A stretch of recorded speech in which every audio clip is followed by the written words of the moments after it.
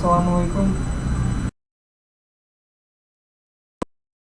Nama saya Arsi dengan NIM 20650059. Saya dari kelas B Teknik Informatika. Di sini pertama-tama saya mengucapkan terima kasih kepada Bapak Eri Muktiar Hasiri, Sarjana Teknik Magister Teknik, yang telah memperkenankan saya dalam mereview sebuah mata kuliah Manajemen Proyek Teknologi Informasi dengan judul besar Manajemen Integrasi Proyek. Baiklah, langsung saja kita review materi perkuliahannya. Pertama itu ada kunci keseluruhan keberhasilan proyek. Dalam manajemen integrasi proyek yang baik, kita itu harus memperhatikan 3 poin, yakni ada 1. Proyek manajer harus mengkoordinasikan semua bidang pengetahuan lain sepanjang siklus hidup proyek.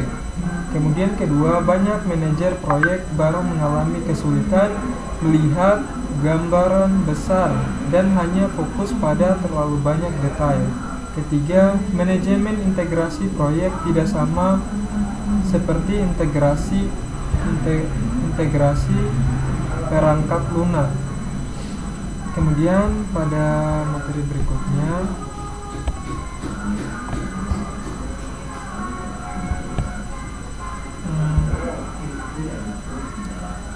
ada yang namanya proses manajemen integrasi proyek. Di sini terdapat 3 poin. Yang pertama itu adalah mengembangkan proyek charter. Maksudnya bersama dengan para stakeholder untuk menciptakan dokumen secara formal dan memberikan wewenang kepada project charter. Kedua, mengembangkan pernyataan lingkup awal proyek. Maksudnya bersama dengan stakeholder khusus pengguna produk, jasa atau hasil proyek untuk menetapkan ruang lingkup persyaratan high level dan membuat persyaratan lingkup awal proyek. Kemudian yang terakhir itu mengembangkan rencana pengelolaan proyek. Maksudnya mengkoordinasikan segala upaya perencanaan untuk menciptakan dokumen yang konsisten dan koheren dan rencana manajemen proyek. Kemudian ada proses manajemen integrasi proyek.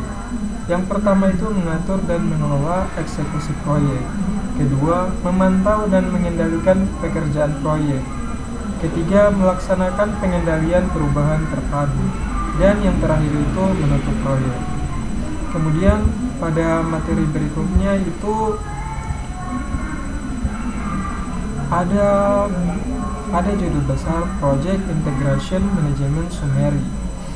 Di sini kita diperlihatkan itu ada initiating, planning, executing, monitoring dan controlling, dan closing. Masing-masing dari proses ataupun outputnya itu pastinya berbeda-beda. Ya, itu saja. Kemudian ada proyek charter. Di sini terdapat 2 poin, yakni setelah menentukan proyek apa yang dikerjakan, maka proyek tersebut perlu diketahui oleh seluruh organisasi. Kedua, proyek charter merupakan dokumen yang secara formal menyebut keberadaan proyek dan menyediakan arahan pada sasaran dan pengelolaan proyek.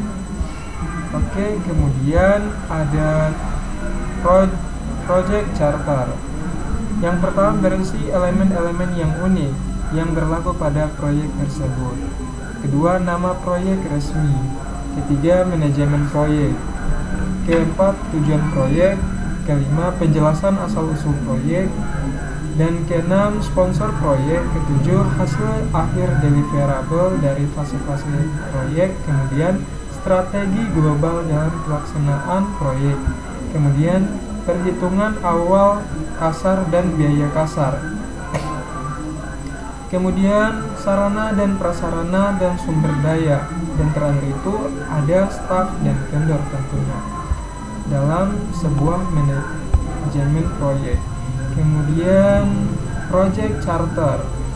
Di sini pada project charter ini kita diperlihatkan ada nama proyek, kemudian manajer, tujuan, asal usul, sponsor yang mensponsori sebuah proyek, kemudian hasil akhirnya, kemudian strategi, kemudian lama buatnya itu berapa lama dalam sebuah proyek, kemudian ada biaya proyek, sumber daya manusia yang dibutuhkan, kemudian ada staff atau vendor. Kemudian kegunaan proyek charter. Satu, pendefinisian proyek secara jelas. Kemudian mengenali atribut-atribut pada proyek. Ketiga, identifikasi otoritas proyek. Keempat, peran kerja orang-orang utama yang terlibat. Dan terakhir, sebagai fondasi yang menopang jalannya proyek.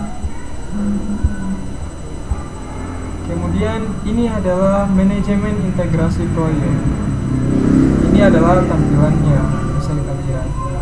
Oke, kemudian ada pernyataan lingkup awal, di mana itu ada pernyataan lingkup merupakan dokumen yang digunakan untuk mengembangkan dan mengkonfirmasi pemahaman umum dari lingkup proyek. Kemudian ini merupakan alat bantu penting untuk mencegah scope creep dan kecenderungan lingkup proyek terus menjadi besar. Oke.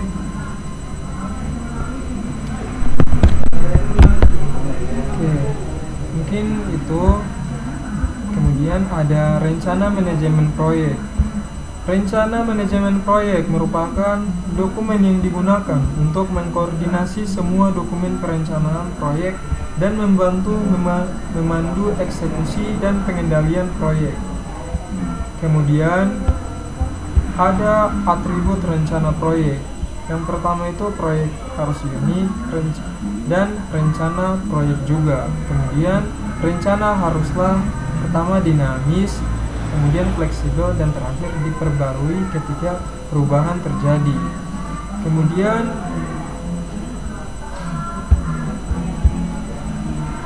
ada elemen umum dari rencana manajemen proyek. Yang pertama ada pendahuluan, deskripsi bagaimana proyek diatur, kemudian proses-proses manajemen dan teknis yang digunakan dalam proyek, dan terakhir pekerjaan yang akan dilakukan, jadwal dan informasi anggaran. Oke. Kemudian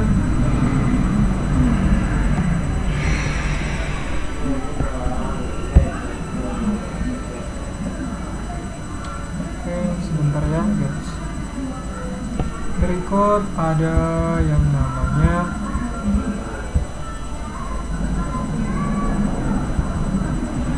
sistem kendali perubahan. Yang pertama itu prosesnya formal yang terdokumentasi, yang menggambarkan kapan dan bagaimana dokumen dan pekerjaan proyek resmi dapat diubah. Kemudian poin kedua, menggambarkan siapa yang berwenang untuk membuat perubahan dan bagaimana membuatnya. Dan berikutnya ada penutupan proyek. Untuk menutup proyek, Anda harus mengakhiri semua aktivitas dalam sebuah proyek. Kemudian keluaran utamanya itu yang pertama prosedur penutupan administratif, kemudian prosedur penutupan kontrak produk, kemudian ada layanan atau hasil akhir, pembaharuan. Kemudian yang terakhir ada aset proses organisasional. Dan yang terakhir itu ada rangkumannya. Dalam rangkuman manajemen proyek mencakup pengembangan carta proyek, kemudian pengembangan pernyataan lingkup awal proyek, kemudian pengembangan rencana manajemen proyek, kemudian pengaturan dan pengelolaan eksekusi proyek, berikutnya pemantauan dan pengendalian pekerjaan proyek, kemudian ada pelaksanaan pengendalian perubahan, dan terakhir ada penutupan proyek. Mungkin itu saja yang bisa saya jelaskan. Mohon maaf bila ada kesalahan. Saya ucapkan billahi taufiq wal hidayah. Wassalamualaikum warahmatullahi wabarakatuh.